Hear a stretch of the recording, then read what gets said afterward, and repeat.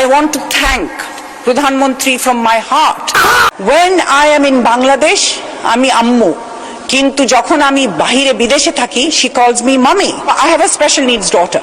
She has learned so much from environment, and I want to thank Pradhan Mantri from my heart that উনি প্রতিনিধিদের জন্য অনেক সুযোগ করে দিচ্ছেন আমাদের এই বাংলাদেশে, যেটা আমি মনে করি it's a very new concept. আমাদের প্রতিনিধিদেরকে আমরা লুকিয়ে রাখি, কিন্তু আমাদের প্রধানমন্ত্রী ওনাদেরকে স্বীকৃতি দিয়েছেন। এবং আমার মেয়ে, আমি মনে করি আমাদের এনভায়রনমেন্ট থেকে she has learned a lot. She's a special needs, but she knows 2 language, and not just that. When I am in Bangladesh, আমি আম্মু, কিন্তু যখন আমি বাহিরে বিদেশে থাকি, she calls me mommy.